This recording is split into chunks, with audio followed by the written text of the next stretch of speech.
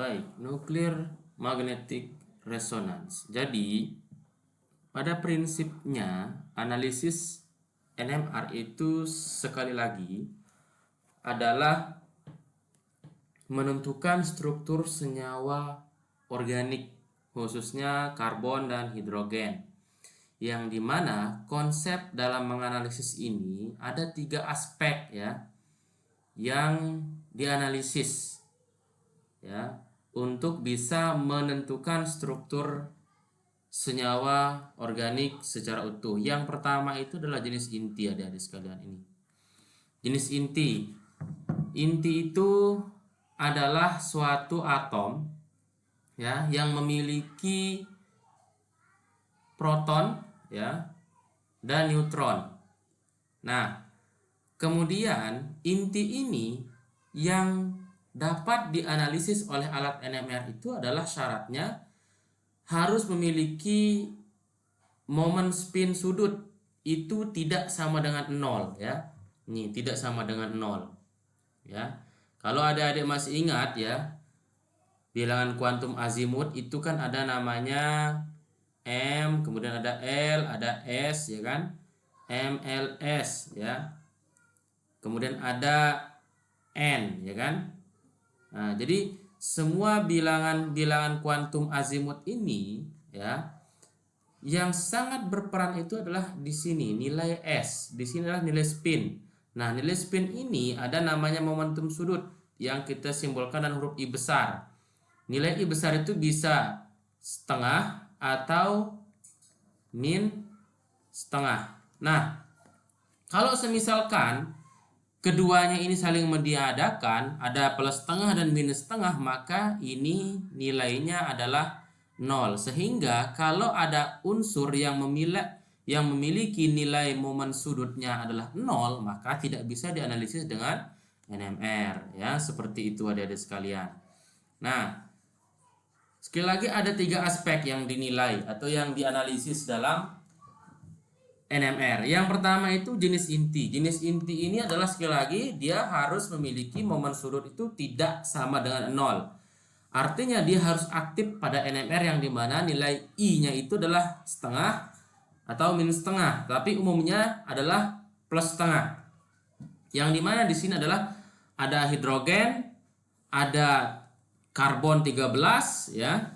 Kemudian ada nitrogen, kemudian ada fluor dan ada fosfor. Kemudian NMR ini juga dapat menganalisis jumlah inti dalam suatu molekul organik. Jumlah inti maksudnya misalnya ada hidrogen, ada kita punya misalnya CH3OH atau metanol.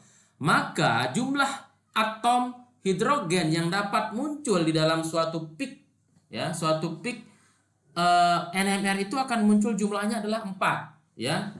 Misalnya metanol itu kan adalah apa tadi? CH3OH. Maka inti hidrogen yang kita gunakan untuk menganalisis maka akan terhitung dia dengan jumlahnya itu adalah 4, yang dimana luas integral sinyal berbanding lurus dengan jumlah inti yang menghasilkan sinyal. Artinya di sini ya, luas peak ini adik-adik sekalian ya, jika dijumlahkan itu akan sebanding dengan jumlah atom hidrogen yang dianalisis ya. Seperti itu. Kemudian yang ketiga adalah lingkungan. Lingkungan inti. Maksudnya adalah kalau semisalkan dia berada di lingkungan dia berdekatan dengan CH3, dia berdekatan dengan CH2, dia berdekatan dengan CH ya, maka pola splitting atau pola pembagian ini akan karakteristik dia. Kalau misalkan dia berdekatan dengan CH3, maka dia akan memiliki pola splitting terbagi menjadi 4 misalnya. Kalau misalnya dia berdekatan dengan CH, hidrogen berdekatan dengan CH, maka dia akan tersplit menjadi 2 ya. Artinya apa? Atom hidrogen yang berdekatan dengan atom hidrogen yang lain itu akan mempengaruhi sinyal yang muncul di dalam NMR, sehingga dinyatakan analisis NMR itu ya berpengaruh terhadap lingkungan inti atom dalam suatu senyawa. Sehingga apa? dari ketiga puzzle yang kita miliki, yaitu menganalisis inti atom, kemudian menganalisis jumlah inti, kemudian juga menganalisis lingkungan inti atom, itu akan kita satukan menjadi puzzle yang utuh sehingga menghasilkan suatu struktur kimia yang utuh. Ya, jadi seperti itu. Jadi ada 3 aspek yang dianalisis dalam NMR, atau ada 3 aspek dasar ya yang menentukan keberhasilan kita dalam menentukan suatu senyawa yang kita analisis. Yang dimana bahwa informasi yang kita peroleh yang pertama sekali lagi adalah jenis inti, apakah dia hidrogen atau karbon. Kemudian yang kedua adalah jumlah inti ya. Jumlah inti apakah dia akan menghasilkan senyawa CH3, CH2, CH dan lain sebagainya. Kemudian lingkungan inti apakah dia akan memberikan pola pembagian atau splitting, apakah dia double, apakah dia tri, apakah dia single dan lain sebagainya, sehingga dari potongan-potongan ketiga potongan puzzle tersebut kita akan menghasilkan suatu puzzle utuh yang dimana menggambarkan struktur kimia yang utuh ya. Kesimpulannya apa? Sehingga NMR ini menganalisis ada itu jenis inti, kemudian ada jumlah inti, dan ada lingkungan inti atom ya. Nah, ketiga informasi ini sebetulnya merupakan potongan puzzle yang dimana ketika dihubungkan akan menghasilkan struktur kimia yang utuh ya. Kemudian kita bahas sedikit terkait dengan jenis inti ya. Jenis inti yang mana sih yang bisa dianalisis oleh NMR, yang dimana syaratnya itu adalah I tidak sama dengan 0. Saya kasih contoh mengapa sih yang digunakan itu inti karbon 13 bukan inti karbon 12. Sekali lagi adalah inti karbon 13 yang digunakan ya, bukan inti karbon 12. Nah, sebagai contoh semisalkan jika saya memiliki ya inti karbon 12, maka inti karbon 12 itu dia akan memiliki proton itu jumlahnya 6, neutron itu juga jumlahnya 6 ya. Sehingga ketika dia dipasangkan dalam momen spin ya, momen spinnya, nah karbon 12 ini kan dia akan memiliki orbital molekul pada kulit P ya, pada kulit P ya. Sehingga dia akan memiliki 3 kamar orbital ya kan, seperti ini ya, yang dimana nilainya itu adalah nilai L itu adalah -1, 0 dan +1. Sekarang spinnya pasti akan setengah atau -setengah ya. Misalkan ada jumlah protonnya 6 ya, maka kita isi ya, arah ngisinya kan kita isi ke arah atas semua dulu ya, arah atas, kemudian atas, kemudian atas. Nah, kesemuanya ini adalah dengan memiliki momen sudut itu +setengah.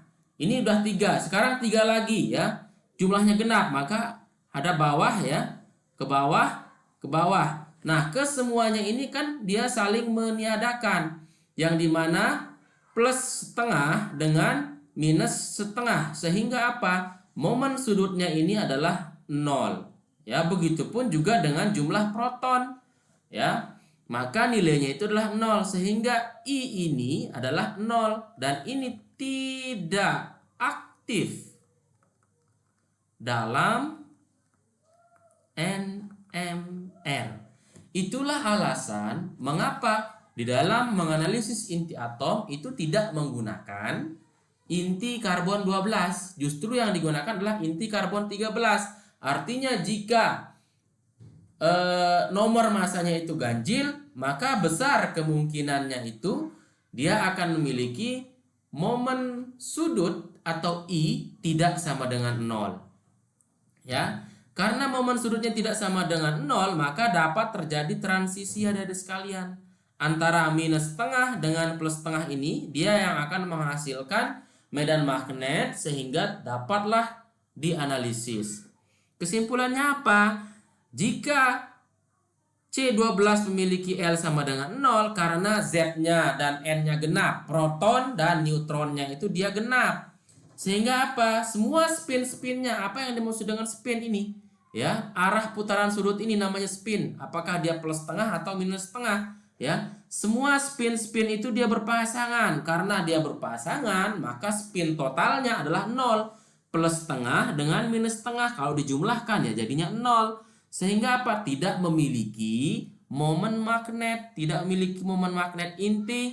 Oleh karena itu, semua unsur yang memiliki protonnya adalah genap dan juga neutronnya genap, maka dia momen spinnya itu dia nilainya 0. Momen total spinnya nilainya 0 sehingga tidak aktif dalam spektroskopi NMR.